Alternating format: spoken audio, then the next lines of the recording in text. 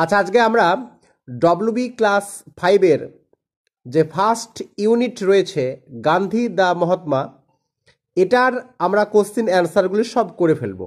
ঠিক আছে, চলো ফার্স্ট কি বলছে দেখো। অ্যাক্টিভিটি 1 বলছে let's put a tick mark to choice the right answer. তোমাকে সঠিক উত্তর বেছে নিয়ে টিক মারতে হবে। ঠিক আছে, চলো। গান্ধীজিস ড্রেস অ্যাঙ্গার্ড না সারপ্রাইজড দ্য বয়। তোমরা সকলে যেন উত্তরটা কি হবে। অ্যাঙ্গার মানে রেগে গিয়েছিল, গান্ধীজির পোশাকটা বালকটিকে রাগান্বিত করেছিল, না সারপ্রাইজড করেছিল। সারপ্রাইজ মানে অবাক করেছিল, উত্তরটা হবে surprised.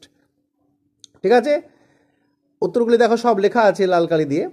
Gandhiji told that he was very poor না রিচ। কোনটা হবে, পোর না rich?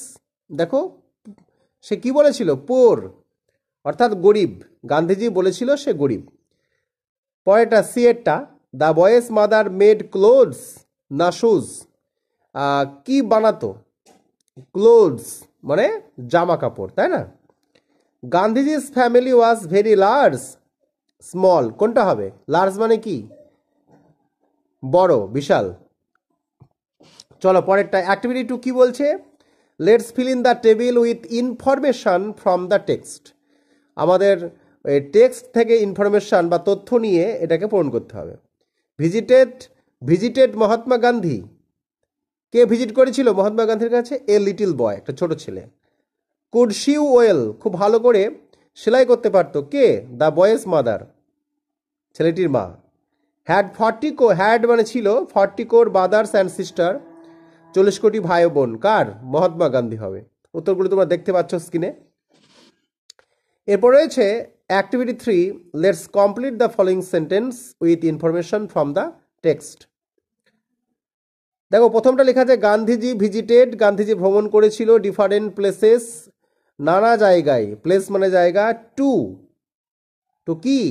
To collect funds for India's freedom struggle.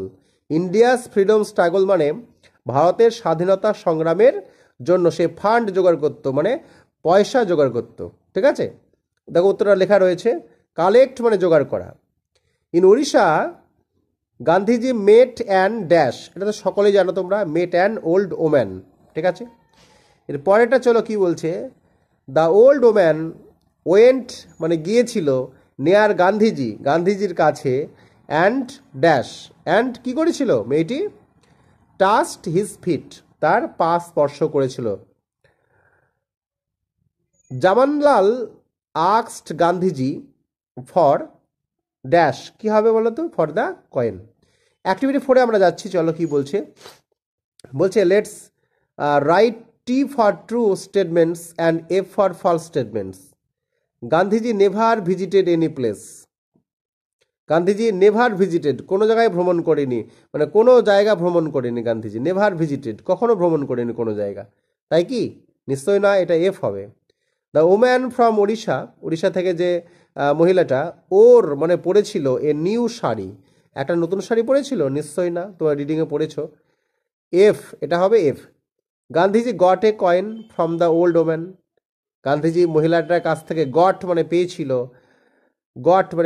A coin মানে একটি coin, from the old woman, এটা টি হবে। Jamnalal collected the coin from Gandhi, অর্থাৎ জামানলাল ওই কয়েনটা সংগ্রহ করেছিল, যে কয়েনটা ওই বৃদ্ধ মহিলাটি দিয়েছিল। এটা কি সঠিক? নিশ্চয়ই না, ফলস কথা, দেয়নি। তারপরে বলছে work in pairs to answer the question. Pair মানে জোড়া, মানে জোড়াতে কাজ করো যাতে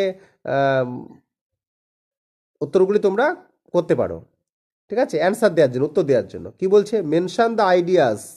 মেনশন মানে উল্লেখ করো, দ্য আইডিয়াস মানে ধারণা, দ্যাট ফিল্ড গান্ধীজিস ওয়ার্ক, যেটা গান্ধীজির কাজের মধ্যে ফিল ছিল মানে ভরে ছিল। উত্তর কি হবে, thoughts of love piece and equality field Gandhiji's work. Thoughts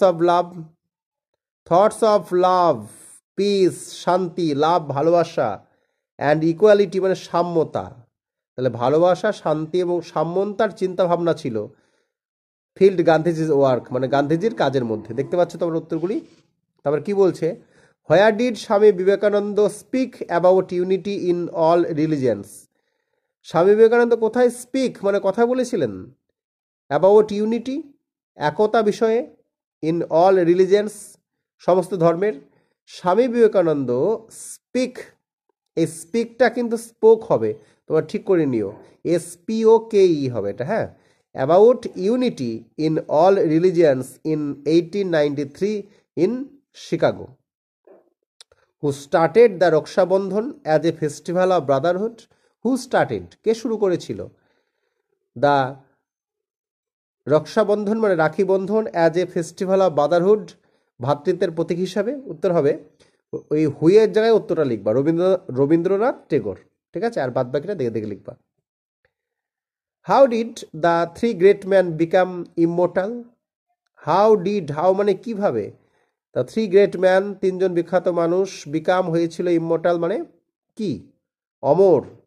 তাহলে তোর কি হবে, this three great man, this three great man became, became হবে এটা, BECAME, became immortal for their thoughts and works. ঠিক আছে, তো আজকে এইটুকু থাকছে, পরবর্তী ভিডিও অন্য সময় দেব।